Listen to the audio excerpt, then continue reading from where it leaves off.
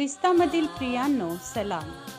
विश्ववाणी परिवाराकडून आम्ही मार्गाकरिता प्रकाश कार्यक्रमात आपले सहर्ष स्वागत करीत आहोत.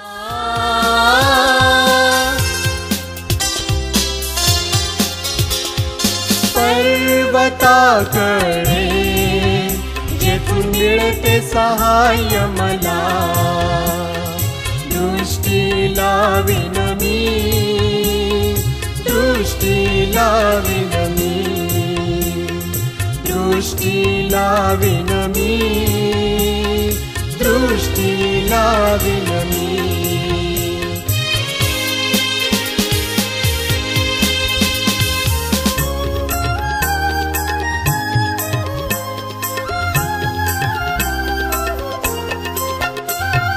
पाय कदापि तुझा तो ढळू न देणार, दिवसा भाळ रात्री चंद्र देऊन सांभाळणार, तुला देऊन सांभाळणार.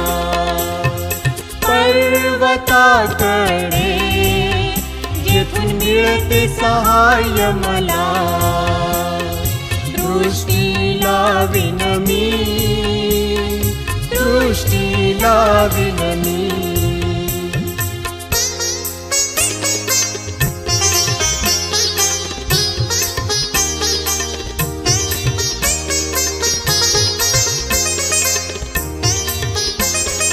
उजव्या हाताला तुझ्या प्रभू सावली आहे तुला, दिवसा आभाळ रात्री चंद्र देऊन सांभाळणार, तुला देऊन सांभाळणार.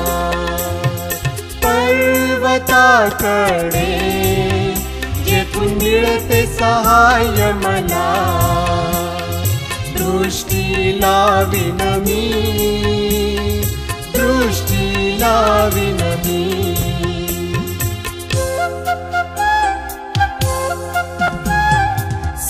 ग सा प ग सा नी, सा रे सा प ध प म नी, नी ग रे म ग सा नी, ग सा रे ग. आजच्या मननाकरिता देवाचे वचन यशया 53 7-10 ही वचने. यशया 53 7-10 ही वचने. त्याचे हाल हाल केले तरी ते त्याने सोशिले, आपले तोंड सुद्धा उघडले नाही. वधावयास नेत असलेल्या कोकराप्रमाणे, लोकर कातरणाऱ्या पुढे गप्प राहणाऱ्या मेंढराप्रमाणे तो गप्प राहिला. त्याने आपले तोंड उघडले नाही. त्याचवर जुलूम करून व खटला चालवून त्याला घेऊन गेले, जिवंतांच्या भूमीतून त्याला काढून टाकिले, आणि माझ्या लोकांच्या पातकामुळे त्याला ताडण करण्यात आले. असा त्या पिढीच्या लोकांपैकी कोणीतरी विचार केला काय? त्याची कबर दुर्जनांच्या कबरांमध्ये नेमिली होती, आणि तो मेल्यावर धनवंताची कबर त्यास प्राप्त झाली. तथापि त्याने काही अधर्म केला नव्हता, त्याच्या मुखात काही कपट नव्हते. त्याला ठेचावे असे परमेश्वराच्या मर्जीस आले, त्याने त्याला पिडिले. त्याच्या जीवाचे दोषार्पण झाल्यावर तो संतती पाहिल, तो दीर्घायू होईल, त्याच्या हातून परमेश्वराचा मनोरथ सफल होईल. देवबाप वाचलेली वचने आपल्या सर्वांकरिता आशीर्वादाची करो. प्रियांनो, ह्या ठिकाणी आज आम्हाला दिसून येतं की येशू ख्रिस्ताचा घावाविषयी. प्रियांनो, आम्ही कधी विचार केलेला आहे का येशू ख्रिस्ताला घाव कशामुळे झाले? येशू ख्रिस्ताने हे सगळं कसं काय सहन केलं, कशासाठी सहन केलं? आणि आम्हाला त्याचा दैनंदिन जीवनामध्ये विचार पडायला पाहिजे की प्रभू येशू ख्रिस्ताचे घाव हे मला दैनंदिन जीवनामध्ये दिसायला पाहिजे. आम्ही बघतो की हे घाव मनुष्य जातीचा तारणासाठी होते. हे घाव मनुष्य जात जे पातकामध्ये आपलं जीवन जगत होतं, त्या पातकातून त्यांना काढण्यासाठी होतं.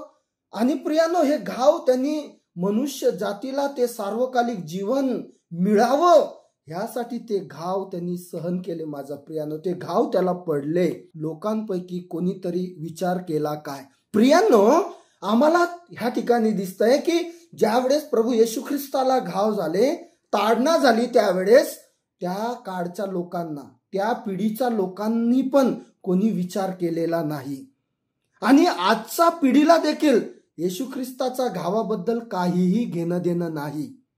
ते पण आजकालची पिढी देखील तो विचार करत नाही आहे. आणि आज आम्हाला हे गरजेचं आहे की आम्ही आमच्या दैनंदिन जीवनामध्ये त्या घावाला लक्षात ठेवावं.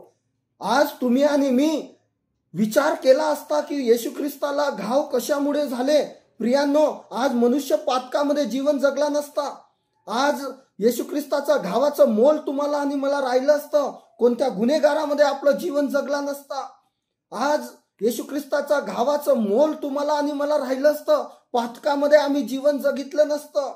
आज प्रभू येशू ख्रिस्ताचा घावाचं मोल तुम्हाला आणि मला राहिलं असतं तर आम्ही घमंडपणामध्ये, गर्वामध्ये जीवन जगलं नसतं. प्रियांनो, आज आम्ही जे जीवन जगत आहोत म्हणजे पातकामध्ये जीवन जगत आहोत, म्हणजे तुम्हाला आणि मला आजही देखील येशू ख्रिस्ताचा त्या घावाचं महत्व आम्हाला कळालेलं नाही. आणि म्हणून तुम्ही आणि मी आपल्या कृत्याने, आपल्या पापाच्या स्वभावाने, ज्या आम्ही कृत्य करतो, घाण कृत्य करतो, त्याच्यामुळे रोज येशू ख्रिस्ताला घाव देत आहोत, रोज येशू ख्रिस्ताला त्या क्रूस खांबावर चढवत आहोत.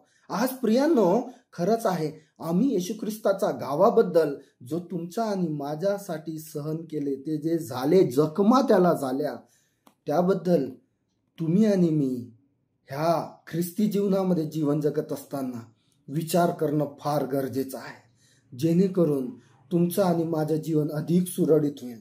रोज प्रत्येक दिवशी जीवन जगत आहात येशू ख्रिस्तासोबत, एक वेळा तरी त्याचा घावाकडे लक्ष द्या. त्यांनी सहन केलेल्या त्या दुःखासाठी लक्ष द्या. आणि ते सहन केलं त्यांनी तुमच्या आणि माझ्यासाठी, आणि आम्हाला स्वतंत्र केलं त्या पापाच्या गुलामीतून.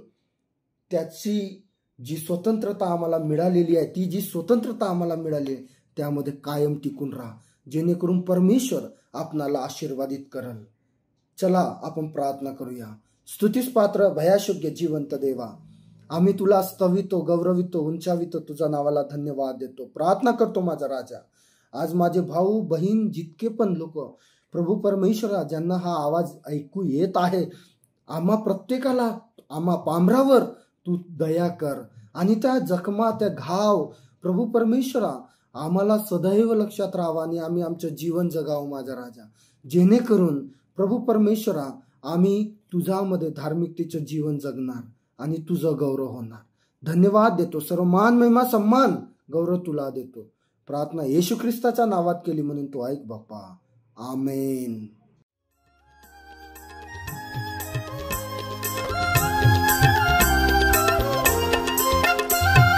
येणे जाणे तुझे करील सुरक्षित सदा, दिवसा आभाळ रात्री चंद्र देऊन सांभाळणार, तुला देऊन सांभाळणार. पर्वताकडे जेथून मिळते सहाय्य मला, दृष्टी लावीन मी, दृष्टी लावीन मी, दृष्टी लावीन मी, दृष्टी लावीन मी. जे सौम्य ते धन्य, कारण ते पृथ्वीचे वतन भोगतील. विश्ववाणी प्रार्थना केंद्राला टोल फ्री नंबरद्वारे कळवू शकता. आमचा टोल फ्री नंबर 1-800-2700-333. पुन्हा ऐका, 1-800-2700-333. आम्ही आपणासाठी ह्या नंबरवर प्रार्थना करण्यास उपलब्ध आहोत. धन्यवाद.